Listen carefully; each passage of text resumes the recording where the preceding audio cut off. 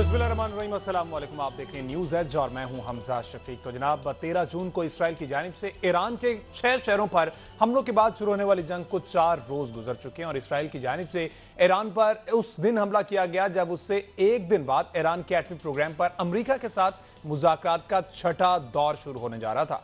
Israel ने 200 तैयारों की मदद से ईरान के 6 शहरों में मौजूद एटमी तंसीबात पर हमले किए, जिसमें तेहरान, नजन, अस्फहान, अराक, बुशहर और जरख्वाबेन के तंसीबात शामिल थी। इसराइल की जानिब से तेहरान में टारगेटेड फिजाई हमले भी किए गए, जिसके नतीजे में ईरान की मिलिट्री लीडरशिप, जिसमें ईरान के सुप्रीम लीडर आयतुल्लाह खामनाई के बाद ईरान के सबसे अहम शख्सियत और मुसल्लह अफवाज के सरबराह मेजर जनरल मोहम्मद बाकरी शहीद हुए। उनके अलावा सरबराह पासदार इनकलाब जनरल हुसैन सलामी, फजाइया के कमांडर जनरल अमीर अली, मुसल्लह अफवाज के deputy commander general Ghulam Ali Rashid, ईरानी जोहरी तंजीम के सरबराह और एटमी साइंसदान फरेदोन अब्बासी समेत 9 अहम एटमी साइंसदान जो हैं वो शहीद हो गए और इन हमलों का आगाज किया गया और ये हमले अभी तक जारी हैं जो कि ईरान की तरफ से किए गए। आज सुबह ईरान ने भी इसराइल पर 100 से ज्यादा बैलिस्टिक मिसाइल दागे, जिसके नतीजे में हाइफा शहर में ऑयल रिफाइनरी और एक पावर प्लांट तबाह किया गया और एटमी प्रोग्राम पर मुज़ाकरात के हवाले से आज ईरान ने बाकायदा ऐलान किया कि वो अमरीका के साथ मजीद मुज़ाकरात का हिस्सा नहीं होगा। तो ईरान की जानिब से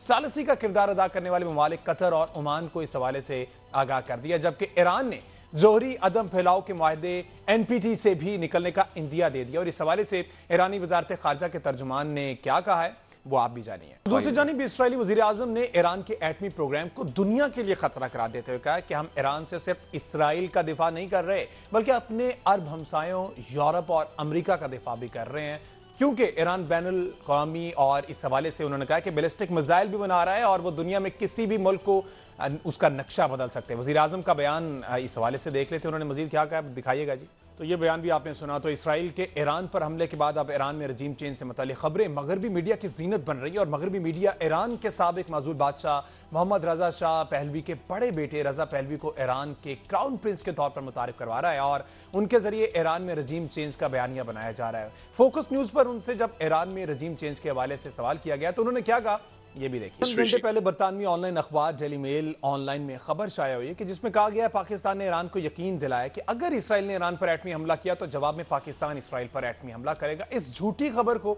भारतीय मीडिया ने हमेशा की तरह बहुत ज्यादा उछाला है और पाकिस्तान के वज़ीर खारजा और नायब वज़ीर आज़म इसहाक डार ने इस फेक न्यूज के हवाले से सेनेट इजलास में क्या कहा है उन्हें भी सुन लेते हैं।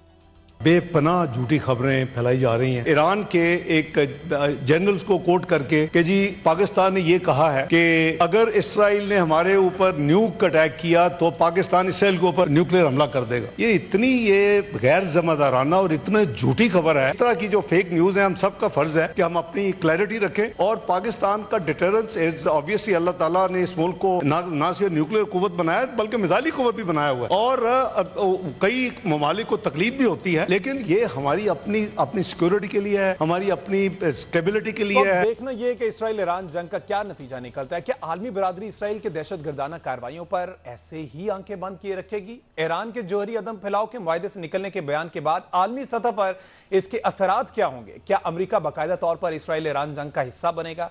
ईरान इसराइल जंग के मशरक़ वुस्ता पर क्या असरात होंगे? ईरान इसराइल जंग से पाकिस्तान के लिए क्या चैलेंजेस सामने आ सकते हैं और क्या ये जंग दुनिया को तीसरी आलमी जंग की तरफ धकेल सकती है? इस पर अपने मेहमानों से बात करेंगे। हमारे साथ मौजूद है जनरल रिटायर्ड गुलाम मुस्तफ़ा साहब, इसके साथ साथ ब्रिगेडियर रिटायर्ड हारिस नवाज साहब ने ज्वाइन किया है, साथ ही साथ air marshal retired Aamir Masood साहब भी हैं। आप सब मेहमानों का बहुत शुक्रिया। सबसे पहले आगाज कर लेते हैं हारिस नवाज साहब से। ब्रिगेड साहब, ये जो इसराइल ने हिजबुल्लाह की लीडरशिप को खत्म किया है और शाम में रजीम चेंज हुआ, हमास की लीडरशिप खत्म की, उसके बाद ईरान पर हमला किया और सबसे बड़ी खबर यह कि ईरान की भी मिलिट्री लीडरशिप को खत्म कर दिया गया है, ऐसा नहीं लगता कि ये एक पैटर्न था, एक प्रॉपर रोड मैप के थ्रू आया जिसका मकसद सिर्फ और सिर्फ ईरान पर हमला था? देखें, इसमें 2-3 बातें बड़ी क्लियर हैं। उन्होंने बहुत प्लान करके किया है। जो उन्होंने ये गाज़ा में जो हमला किया था बड़ा सोच समझ के था। उनके असल में 2-3 टारगेट्स है। नंबर 1 दे वांटेड कि हमास को हमेशा के लिए ख़त्म कर दें। नंबर 2 वो चाह रहे थे कि ये पैलेस्टीनियंस को इतना जुल्म और बर्बरी करें, इंफ्रास्ट्रक्चर इतना तबाह कर दें कि ये जॉर्डन में और इजिप्ट में चले जाएं और ये इनको आसानी से पूरा इलाका मिल जाए। और तीसरा था अपने कैदियों को रिहा करा लें। तीनों में वे कामयाब नहीं हुए। उन्होंने यस हमास को कमज़ोर कर लिया, उन्होंने हिजबुल्लाह को कमज़ोर किया, हूतीस को कमज़ोर किया, अल्टीमेटली सीरिया में जाके सीरिया पे कब्ज़ा कर लिया, जहाँ से ईरान इनको तमाम मिलिट्री फौजी इमदाद देता था, मिसाइल देता था हिजबुल्लाह को, हमास को और हुतीज को, वहाँ जाके उन्होंने उसको ब्लॉक कर दिया। और उसके बाद उन्होंने ग्रेजुअली फिर उसके बाद याद हो लास्ट ईयर उन्होंने इनके मिसाइल जो रेंज थी सारे डिफेंस सिस्टम को, वो नुकसान पहुँचाया। They thought today Iran is the weakest. उनकी प्रॉक्सी जब ये ईरान पे हमला करेंगे तो पीछे से उनको डर होता था कि हिजबुल्लाह, फिर ये आपका हमास और हुतीज उन पर अटैक करेंगे, वो नहीं हो सक रहा था। लेकिन उन्होंने गलत एस्टिमेट किया कि ईरान ने, देखें उनको पता था कि वो उनके ऊपर कहीं ना कहीं से अटैक होना है इसराइल का, और अमेरिकन सपोर्ट के साथ उन्होंने अपनी इंडिजिनस प्रोडक्शन इतनी ज़्यादा अच्छी की, जिसमें उन्होंने बैलिस्टिक मिसाइल्स, फिर उसके बाद उन्होंने ये हाइपरसोनिक मिसाइल बना लिए, क्रूज़ मिसाइल बना लिए। उन्होंने जितनी अपनी मिसाइल टेक्नोलॉजी को बेहतर किया, ड्रोन्स की अपनी बहुत ज़्यादा तादाद में बनाई सब कुछ। लेकिन उनकी जो मार उन्होंने ज़्यादा दिखाई है वो ये कि उनको जो उन्होंने ये नहीं ख्याल किया कि घर में उनके मीर जाफ़र और मीर सादक, इंडियन रॉ जो वहाँ पर थी चाबहार के एरिए में, जो BLA को ट्रेन कर रही थी और उन्होंने वहाँ आँख बंद की हुई थी, वो उन्होंने मुसाद को वहाँ पर लाए, उनके साथ मिल के उन्होंने इतना बड़ा जाल वहाँ पर अंदर पिछा लिया। जैसे BLF को यहाँ सपोर्ट कर रहे हैं, वहाँ उन्होंने वो बनाया, जिससे उन्होंने तमाम उनके कमांडर्स के, साइंटिस्ट के, उनकी लीडरशिप की एक एक जगहों को पिन पॉइंट किया और एग्जैक्टली उन्होंने वहाँ जाके हिट किया, और ये उनको बहुत बड़ा झटका लगा। साथ ही अब उन्होंने इंटेल में धमाके शुरू कर दिए। तो मेरे ख्याल में, लेकिन इवन देन ईरान ने जो 18 घंटे के लिए उनको शॉक मिला जब उनकी कमांड लीडरशिप तबाह हुई है, उसके बाद अब आप देखें तो आहिस्ता आहिस्ता उन्होंने दोबारा जाके अटैक शुरू कर दिया। लेकिन यहाँ पर ईरान को बड़ी एहतियात करने की एक ज़रूरत है कि किसी हालत में भी ईरान को अमेरिकन एस्टेट जो मिडिल ईस्ट में हैं, जहाँ पर भी हैं, वहाँ पर बिल्कुल निशाना नहीं बनाना चाहिए। That is what Israel wants, कि किसी तरीके से भी अमेरिका को इस लड़ाई में धकेले और मिल के ईरान की तबाही की जाए। ये सोचने की बात है, क्योंकि इज़राइल छोटा सा मुल्क है और जो ईरान बहुत बड़ा मुल्क है। ईरान इतना बड़ा टैक्स संभाल लेगा, सस्टेन कर लेगा, लेकिन ईरान जो हमले करेगा इज़राइल के ऊपर, वो बर्दाश्त नहीं कर सकेगा। और वो they are very sensitive to ये सिविलियन कैजुअल्टीज, मिलिट्री कैजुअल्टीज। तो दैट इज़ व्हाट इनको समझने की ज़रूरत है कि कैसे ईरान ने आगे लेके चलना है। और साथ ही साथ आई थिंक मुस्लिम ममालिक के लिए बहुत बड़ा एक इम्तहान भी है, शर्म की बात भी है कि OIC कहाँ पर है, किधर है। क्या अभी आज अपनी स्ट्रेंथ नहीं दिखाएंगे तो कल यही इजराइल एक एक करके इन सब को ठिकाने लगाएगा। क्योंकि ग्रेटर इजराइल में आपको पता है कि कौन कौन से ममालिक शामिल हैं, इसलिए आज मुत्तहिद हों, बिल्कुल बैठ के एक स्ट्रॉन्ग रेजोल्यूशन लेकर आएँ, वो इसके लिए बहुत ज़रूरी है। बिल्कुल ठीक है। अच्छा, अभी एयर बेसिस की आपने बात की ब्रिगेडियर साहब, air marshal retired Aamir Masood साहब हमारे साथ मौजूद हैं। मसूद साहब, बेसिस के हवाले से जो कि हमने बात की कि पहले इसराइल जो मौका ढूंढ रहा है कि कहीं ना कहीं ईरान जो है वो एयर बेसिस पर हमला करे, हल्का सा भी कोई नुकसान पहुंचे अमरीकी तक, अमरीकी बराह रास्त उनका बदला लेने के लिए जंग में है। तो आमिर साहब, क्या लगता है अमरीका बराह रास्त जंग में शामिल हो सकता है? जी, बहुत शुक्रिया आपका, थैंक यू वेरी मच। बिस्मिल्लाहिर्रहमानिर्रहीम। मेरा ख्याल में अमेरिका को अगर शामिल होना हुआ तो वो कोई ना कोई मौका तलाश करके इस जंग में शामिल हो जाएगा। उसको ज़रूरी नहीं कि उसके ऊपर कोई वाकई हमला हो। अगर उसने और मेरा ख्याल में इनडायरेक्टली तो वो ऑलरेडी इस जंग में शामिल है भी। लेकिन मैं ज़ाती तौर पे समझता हूँ कि अमेरिका के पास ये मौका भी है कि वो जिस तरह एक इंटरनेशनल पुलिसमैन का किरदार अदा करता रहा है और आर्बिट्रेशन में रहा है, तो मेरा ख्याल में उस रोल में रहे तो उसकी भी इज्जत है, और उस तरीके से इस जंग के अंदर सालसी का किरदार अदा करता रहे तो वो जो इंटरनेशनल स्टेचर है वो उसका बरकरार भी रहेगा। दूसरी चीज़ ये कि मैं नहीं समझता कि अमेरिका की जो मिडल ईस्टर्न पॉलिसी देखी गई है पिछले 40-45 साल में, उसमें वो ये चाहेगा कि ईरान को कंप्लीटली न्यूट्रलाइज किया जाए। तो कोई ना कोई एक पॉइंट ऑफ एक ज़रूर आएगा जिसमें कि अगले 2-3 दिनों में, जिसमें कहीं ना कहीं रिकंसाइल करना पड़ेगा दोनों कुव्वतों को किसी कुछ टर्म्स पे, कुछ कंडीशंस पे, कि जिस पे फिर अमेरिका जो है वो क्योंकि जो उसका मकसद रहा है हमेशा, ईरान की बोगी को वो हमेशा अलाइव रखेगा जितनी भी अरब कंट्रीज़ हैं उनके लिए। वो ये नहीं चाहेगा कि ईरान किसी स्टेज पे भी यूरेनियम को इतना इनरिच कर सके कि वो वेपन ग्रेड पे पहुंचे या न्यूक्लियर डिवाइस वो कोई डेवलप कर सके। लेकिन वो ईरान ही का एक थ्रेट है जिसकी वजह से अरब कंट्रीज ने अमेरिका के मिलिट्री इंडस्ट्रियल कॉम्प्लेक्स को अलाइव रखा हुआ है और जिसकी वजह से वो चल रहा है। और ये मिलिट्री इंडस्ट्रियल कॉम्प्लेक्स की ही जंग है और ये चलती रहेगी। और उसके लिए बहुत इंपॉर्टेंट जो एक फैक्टर है वो ईरान का फैक्टर है मिडिल ईस्ट के अंदर और उसके प्रॉक्सीज का भी। वो उसे वीक जरूर करता रहेगा सलामी टैक्टिक्स के through, off and on, after some time. और मगर वो ये नहीं चाहेगा कि कंप्लीटली उसको किसी हद तक तबाह कर दिया जाए या उसको कंप्लीटली डिफैंग कर दिया जाए, न्यूट्रलाइज कर दिया जाए। तो वो वाली चीज़ रहेगी। तो जहाँ तक अमेरिका का एंट्री की बात है, उसके लिए कोई मेरे ख्याल में कोई ऐसा ज़रूरी नहीं कि उसके ऊपर मिसाइल पड़ेंगे तो वो आएगा। वो आने को किसी वक़्त भी आ सकता है, लेकिन बिल्कुल, वो बेहतर बैकएंड पे मेरे रह ख्याल के में वो भी खुद अभी भी अपनी इस कार्रवाई कर चीज़ रहा है। को। बिल्कुल ठीक फरमाया। या, जी। ऐसे ही है। अब गुलाम मुस्तफा साहब भी हमारे साथ मौजूद हैं। सर, क्या लगता है आपको अभी तक जो ईरान ने जवाब दिया है, क्या मौसर जवाब है? और इस सारी सूरत को आप किस तरह से देख रहे हैं? ये कितना प्रोलॉन्ग कर सकता है और ईरान कितनी देर आखिर रेजिस्ट कर सकता है? क्योंकि ऑन दी अदर हैंड हमने देखे कि 3-4 ममालिक इकट्ठे होकर ये तमाम तर सूरत क्रिएट किए हुए हैं। इधर ईरान अगर लड़ रहा है तो आखिर कब तक?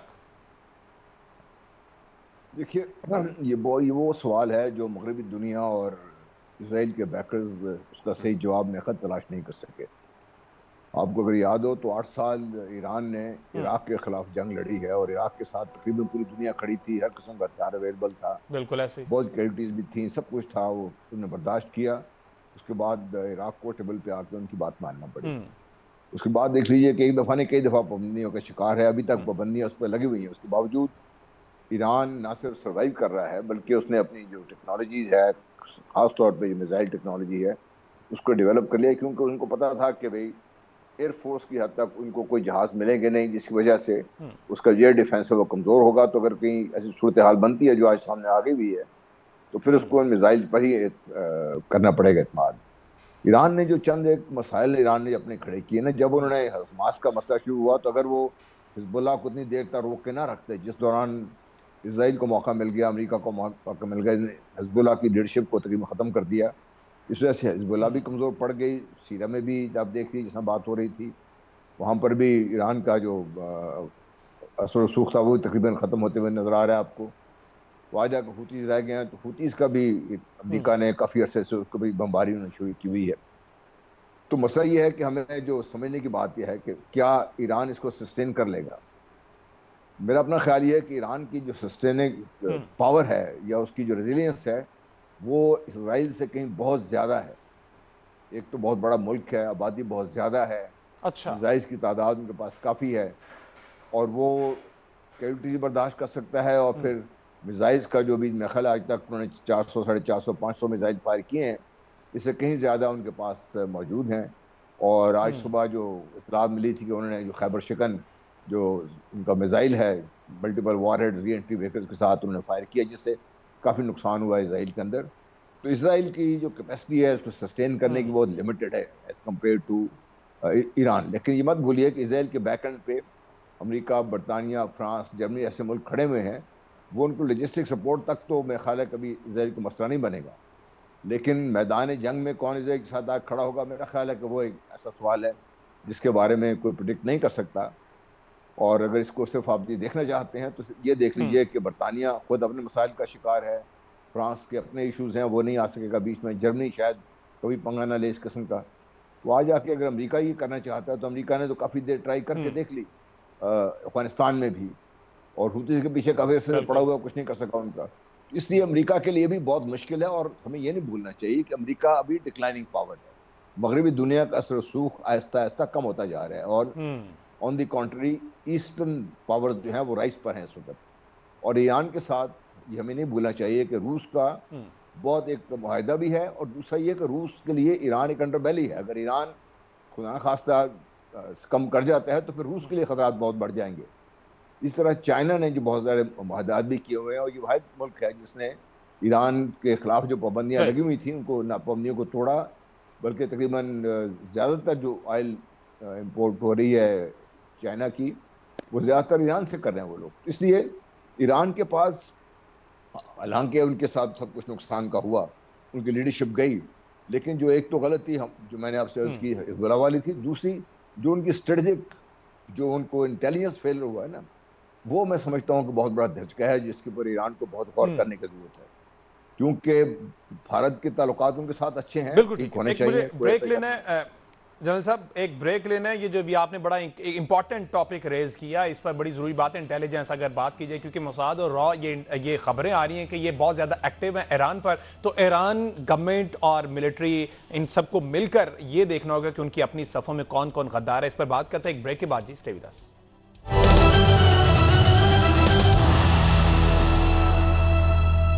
वेलकम बैक जी। बात हो रही है ईरान इसराइल वॉर को लेकर, और अभी तक की जो इतलात के मुताबिक दोनों ममालिक ने अपने अपने शहरियों को शहर खाली करने के लिए कह दिया है, और जिस तरह से हमने देखा तैयारों की रीफ्यूलिंग का सिलसिला भी जारी है। तो आज रात खबरें ये हैं कि कुछ बड़ा होने वाला है। इससे कबल हमने ईरान की स्टेटमेंट भी जानी, उनके आयतुल्ला खामनाई की जानिब से कहा गया है कि कुछ बड़ा करके दिखाएंगे, इसराइल का कोई भी शहर जो है वो बच नहीं पाएगा। तो ब्रिगेडी साहब क्या समझते हैं, ईरान जिस तरह से भी हमने जाना, गुलाम मुस्तफा साहब ने भी कहा कि ईरान के पास पावर तो है, उनके पास मिसाइल्स के एक बहुत लंबी रेंज मौजूद है, वो कुछ भी कर सकते हैं। तो एक ही शर्त रखी गई अमेरिका की जानिब से, वो है एटमी मुआहदे की शर्त। वो अगर मान लेते हैं तो ये जंग खत्म हो सकती है। आप समझते हैं अब ईरान किसी भी किस्म के टेबल टॉक की तरफ आ सकता है? देखें, वो उस सूरत में मुमकिन है कि आप कोर्स तो नहीं कर सकते ना। आपने न्यूक्लियर साइट्स को तबाह कर दिया, आपने नुकसान पहुंचा दिया, आपके निगोशिएशन चल रहे थे, 6 मीटिंग होनी थी अमान में, आपने जाके उनको बातों में लगाए रखा और जैसे आपने उनको गोहर दे दिया इजराइलीज को जाके अटैक कर दो। तो हु हैज टू डू? क्या ईरान खुद कहेगा जी मैं तैयार हूं? Somebody has to intervene, either it is Russia और आपके कोई मिडिल ईस्टर्न कंट्रीज हैं, या आपके इस्लामिक जो आपके देखें ना ओआईसी का किरदार आप देखें कि जिस तरीके से ओआईसी वहाँ चुप करके बैठा हुआ, अभी इस मेरे ख्याल में इस हफ्ते के अंदर वहाँ पे तुर्की में इनका इजलास हो रहा है। क्या उनको नहीं पता कि हम अपने आप से कितना जुल्म करें और अपने आप को कितना कमज़ोर कर रहे हैं? आप कुछ तो वहाँ पर जाएं, वहाँ पर बात करें कि जी ओके आप डीएस्केलेट करें and then Iran will cooperate with IAEA और अमेरिका के साथ बैठ के मुज़ाकरात कर, दैट्स ओके। बट ईरान अकेला खुद जिसके ऊपर अटैक हो वो कहते कि हाँ जी मेरे हैंड्स अप हो गए और मैं तैयार हूँ, तो वीकर पोजीशन से कौन निगोशिएट करता है? ये तो अमेरिकन प्रेसिडेंट की बात ही बिल्कुल गलत है कि जी वो मुज़ाकरत करें। मुज़ाकरत के लिए कौन इनिशिएट करेगा?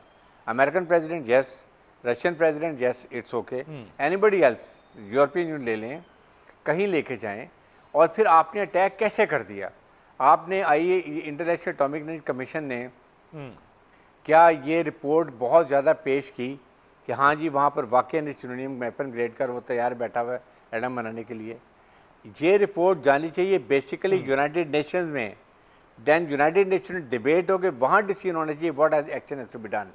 You cannot take united action, you are aggressor Israel. और किस वजह से जाकर उसने अटैक किया और अमेरिकन उसको सपोर्ट कर रहे हैं, अभी वेपन एमिनेशन दे रहे हैं।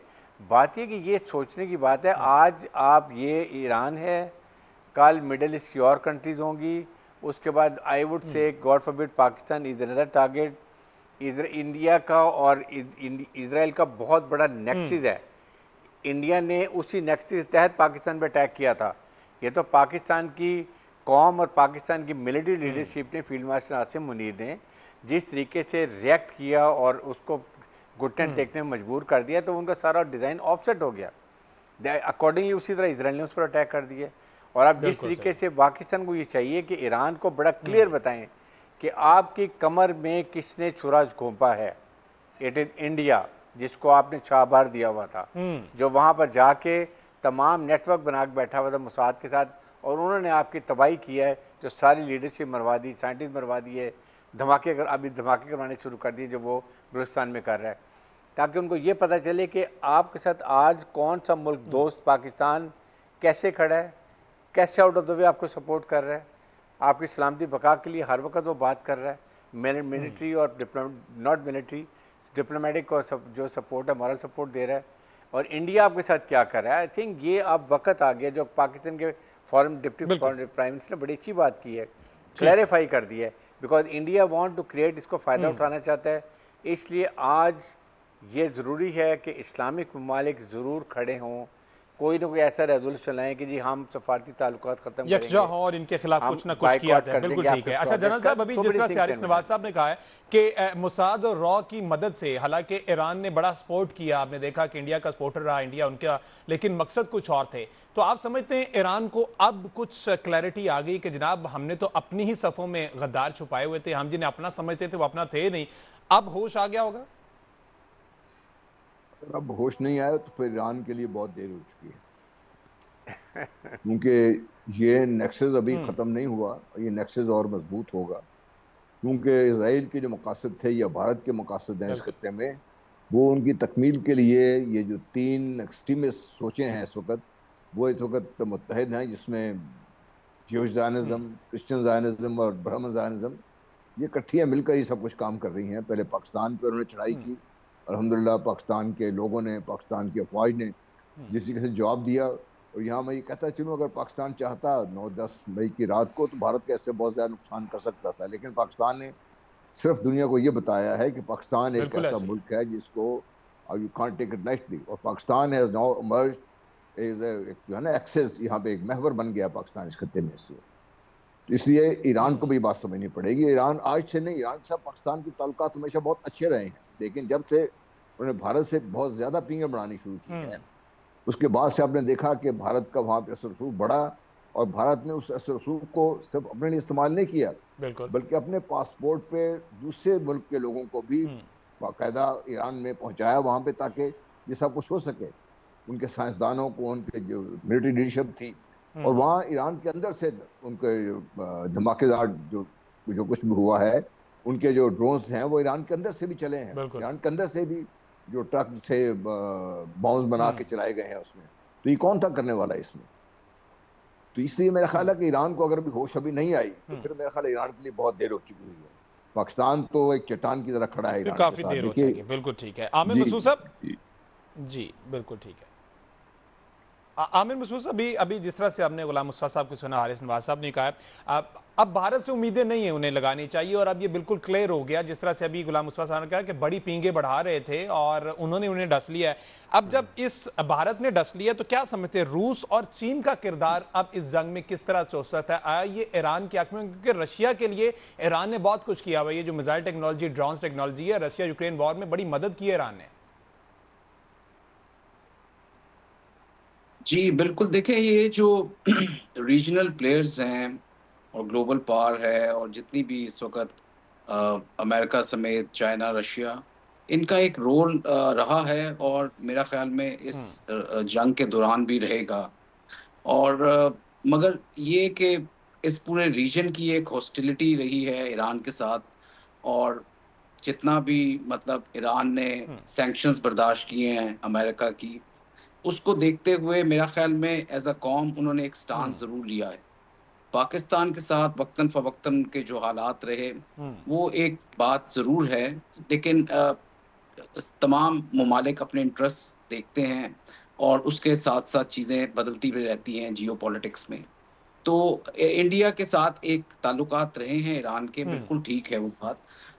रशिया के साथ उनके डेफिनेटली, और चाइना के साथ as an alternate power, China का चाबहार में बड़ा रोल रहा है, और इसमें मुझे कोई सरप्राइज नहीं होगा कि अभी भी किसी हद तक अगर चाइना और रशिया ओवर्टली या कोवर्टली उनकी कोई सपोर्ट कर रहे हैं। मगर ये देखना ज़रूर मतलब अच्छा। एक किस्म की आप ईरान को थोड़ा बहुत ये ज़रूर देंगे कि इतने ज़्यादा सैंक्शंस के बावजूद और इतनी नेबर्स के साथ हॉस्टिलिटी के बावजूद, उन्होंने जो इज़राइल का और अमेरिका का एक मुकाबला किया है सिंगल हैंडेडली, तो काफ़ी हद तक उनको ये एक क्रेडिट ज़रूर जाता है कि उन्होंने अपने एक मिसाइल टेक्नोलॉजी डेवलप की और नंबर ऑफ मिसाइल्स डेवलप किए, कि इज़राइल का इतना बड़ा हमला होने के बावजूद उन्होंने अभी तक उस ताकत को रिटेन किया और फिर रिस्पॉन्स भी दिया।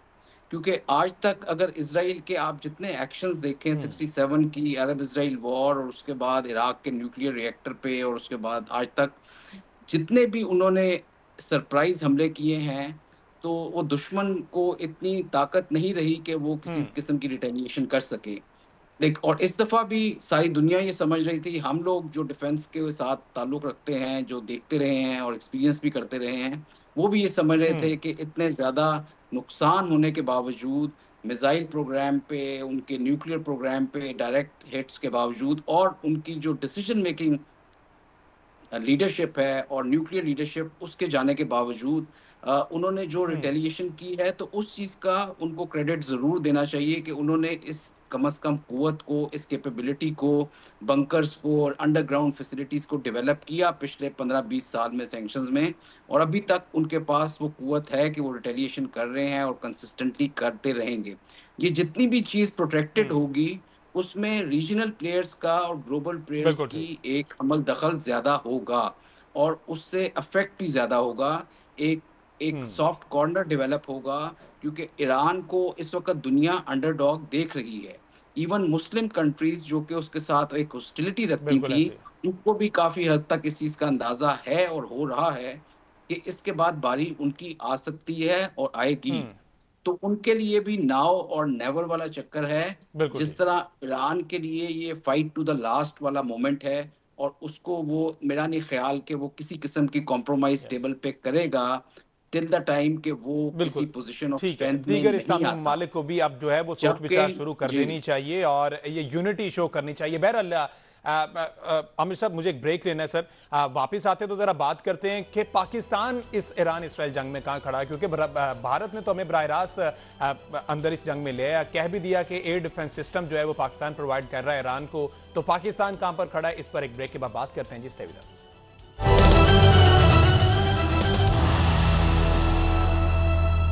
वेलकम बैक जी। ब्रेक पे जाने से पहले एक बड़ा सवाल यह था कि ईरान इसराइल जंग में पाकिस्तान का क्या किरदार है और पाकिस्तान इस वक्त कहां पर खड़ा है। तो मैं तीनों मेहमानों से अपने जानना चाहूंगा कि पाकिस्तान के हवाले से उनका क्या मौकिफ है, क्योंकि आज ईरान की पार्लियामेंट में पाकिस्तान शुक्रिया के नारे लग गए, पाकिस्तान जिंदाबाद के नारे लग गए और उनका कि पाकिस्तान ने हर मुमकिन हद तक ईरान को सपोर्ट किया है और मदद किया है, तो उनका शुक्रिया। तो हारिस नवाज साहब, पार्लियामेंट में तो नारे लग गए, शुक्रिया पाकिस्तान भी कह दिया गया, लेकिन आप क्या समझते हैं इस जंग में पाकिस्तान का किरदार क्या है? एक तो सबसे बढ़कर, दूसरा पाकिस्तान कहां खड़ा है? अगर पाकिस्तान कुछ करने का मौका मिले या कहा जाए तो पाकिस्तान क्या कर सकता है? देखिए, पाकिस्तान का जो कुछ वो कर सकता था, पाकिस्तान ने डिप्लोमेटिकली, मॉरली कंप्लीट सपोर्ट और खुला सपोर्ट दिया है। चाहे यूनाइटेड नेशंस हो, या ईरान से एक ज़्यादा यकजहती हो, या कोई और, अभी अगर इस्लामिक ममालिक का ब्लॉक ओआईसी का इजलास होता है उसकी बात होती है, Pakistan is talking very loud and clear कि ईरानी भाइयों के साथ। नंबर 2 बात है कि पाकिस्तान के अगर कोई रोल पाकिस्तान मिलता है, Pakistan is volunteer to play any role जहाँ पर ये डीएस्केलेशन हो सके और फिर बैठ के मुज़ाकरात का हल हो सके। Pakistan should take a lead, और उनको ऑफ़र की भी और ऑफ़र दोबारा कर भी सकते हैं। लेकिन देखें, असल बात यह है कि ये ईरान के न्यूक्लियर रिसर्च पे नहीं जा रहे हैं। दे वांट, जो उन्होंने वहाँ पर मुसाद का, रॉ का जो जाल बिछाया है, सिर्फ दे वांट, और जो उनकी लीडरशिप को ख़त्म किया है, they want a regime change. वो अभी वही किंग जो उनके थे, किंग ऑफ ईरान के बेटे को ला के वहाँ पर क्राउन प्रिंस को बिठाना चाहते हैं। They want to have their own favourable government, ताकि हमेशा के लिए किस्सा ही ख़त्म हो जाए। That is the design. लेकिन दे डोंट नो कि ईरानी अवाम बहुत रेजिलियंट्स हैं, वो मुहब्ब वतन है, वो गयूर कौम है।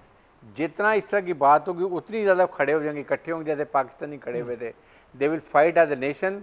और इतना बड़ा ईरान जो है, बताया कि वो साइज का गयूर है। कौम है। और हारिस साहब, वक्त मेरे पास कम है, जरा दीगर दो मेहमानों से भी कंक्लूजन उनसे कमेंट लेता हूँ। गुलाम मुस्तफा साहब, sir what's your take on it कि पाकिस्तान का क्या किरदार है, क्योंकि भारत तो कह रहा है कि पाकिस्तान बराह रास्त मुलविस है।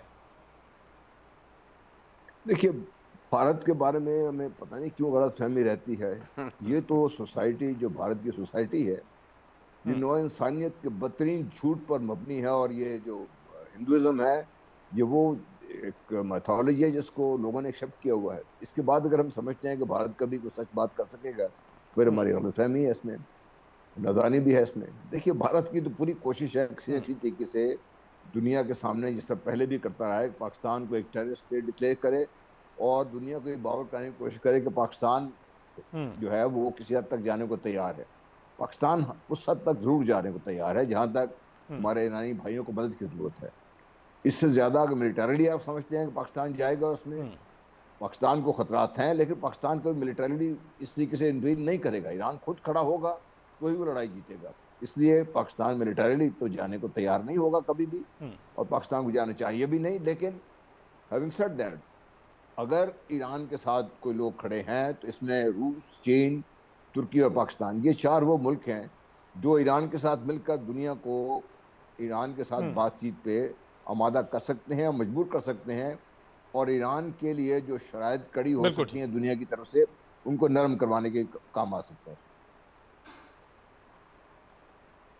बिल्कुल ठीक है। Aamir Masood sir, what's your take sir, आप क्या समझते हैं, पाकिस्तान इंटरवीन कर सकता है या सेकंड करेंगे? जनरल साहब की बात करें, पाकिस्तान मिलिट्री अगर उस हवाले से कहा जाए कि जंग में बराह रास्त शामिल हो, ऐसा पॉसिबल नहीं है और पाकिस्तान करेगा भी नहीं। जी बिल्कुल, देखिए ये तो कोई ऐसी बात बनती भी नहीं है। और दूसरा, ये जो न्यूक्लियर वाला एलिमेंट इन्होंने कहा है और खबरों में आया है, देखिए पाकिस्तान का न्यूक्लियर प्रोग्राम हमेशा से इंडिया सेंट्रिक रहा है और अब भी है और रहेगा। तो ये चीज़ बिल्कुल क्लियर है, और ये चीज़ जो फॉरेन मिनिस्टर है उन्होंने बड़ी तरीके से क्लैरिफाई भी की है। और पाकिस्तान कभी भी डायरेक्टली इस तरह से इन्वॉल्व नहीं होना चाहेगा। बस मगर ये कि ये वो मौके होते हैं जिसमें मुल्क जो होते हैं, और स्पेशली क्योंकि आपका एक नेबर है, एक रीजनल कंट्री है जो बड़ी इंपॉर्टेंट कंट्री है, और ये इस तरह के मौके ताहयात याद भी रहते हैं और याद रहने भी चाहिए कि आपको किस कंट्री ने किस मौके पे सपोर्ट की थी।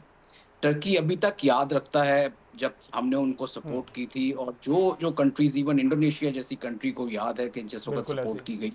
तो ये चीज़ें ज़रूर पाकिस्तान ने एक शो किया है अपना रिजॉल्व, और ईरानी भाइयों के साथ, प्लस उसने ये भी शो किया है एक जिम्मेदार मुल्क के तौर पे कि इजराइल को इस तरह के अनप्रोवोक्ड अटैक्स नहीं करने चाहिए, और रीजन की पूरे स्टेबिलिटी के लिए ज़रूरी है कि एक दूसरे की सोवरेनिटी को रिस्पेक्ट किया जाए। और इस तरह से अगर प्रोवोकेशन रहेगी तो पूरा रीजन जो है ठीक है सर, वक्त जो है वो प्रोग्राम का खत्म हो गया सर जी।